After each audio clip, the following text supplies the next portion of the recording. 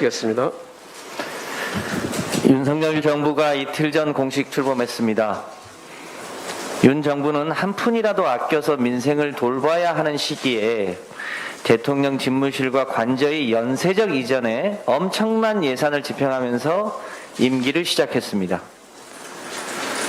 국민들은 붉은색 꽃을 들고 귀신을 쫓는 것처럼 보이는 청와대 첫 개방 행사를 보면서 하루도 청와대에 들어가지 않겠다는 독선의 그림자 속에 무속의 힘이 그를 지배하고 있는 것이 아닌지 걱정스러워합니다.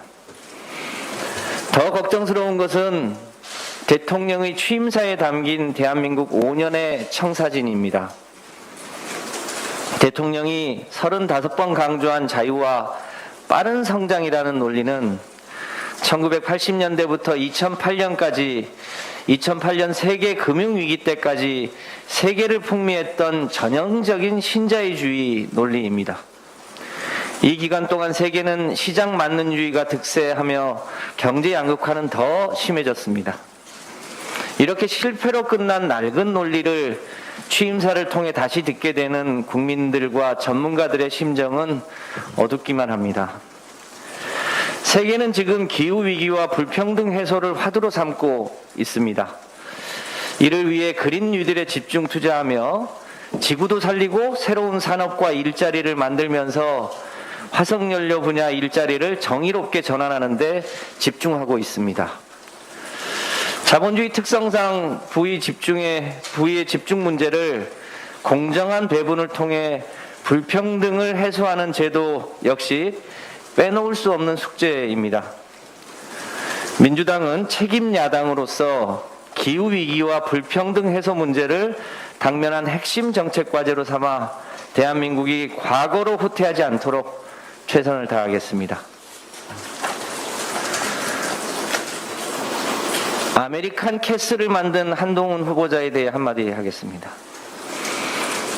이번 청문회를 통해 최소한 한동훈 후보자의 두 가지 능력은 입증된 것 같습니다. 하나는 스카이 캐슬을 능가하는 아메리칸 캐슬식 스펙 쌓기 능력이고, 다른 하나는 휴대폰 비밀번호 제공을 끝내 거부한 바와 같이 제대로 된 해명 없이 교묘하게 본질을 호도하는 이른바 버티기 능력입니다.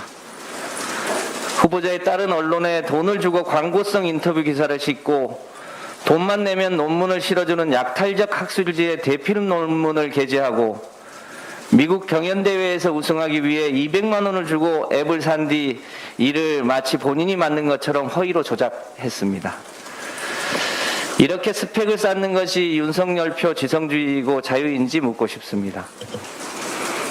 한동훈 후보자는 자녀의 스펙 쌓기에 대해 입시에 쓸 계획이 없다고 했습니다. 계획이 없는 것이 아니고 아메리칸 캐슬에 입성할 때가 되지 않았다라고 보는 것이 합리적 판단일 것입니다. 더 가관인 것은 권성동 국민의힘 원내대표의 발언입니다.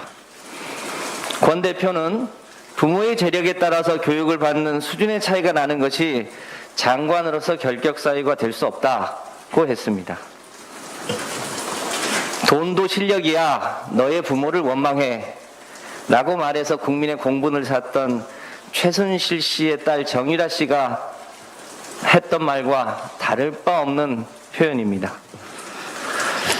민주주의 국가에서 정부가 해야 될 가장 중요한 일은 부모의 부와 관계없이 대한민국에서 태어난 모든 아들과 딸들이 자기 자신의 능력만으로 성공할 수 있도록 그 출발선을 일치시켜주는 일입니다. 윤석열 대통령님, 대한민국이 스카이 캐슬도 모자라 아메리칸 캐슬을 당연하게 여기는 특권층의 나라가 아니라면 한동훈 후보자의 임명에 대해서 결단해 주실 것을 바랍니다. 마지막으로 장관 후보자의 허위 진술 처벌 규정 필요성에 대해서 말씀드리겠습니다. 한동훈 후보자를 위시해서 윤석열 정부 장관 후보자들의 허위 진술 행태가 전입가경입니다. 인사청문 제도는 공식 후보자의 능력과 도덕성을 검증하는 제도입니다. 공정하고 세밀한 검증을 위해서는 후보자의 진술의 진위 여부가 매우 중요합니다.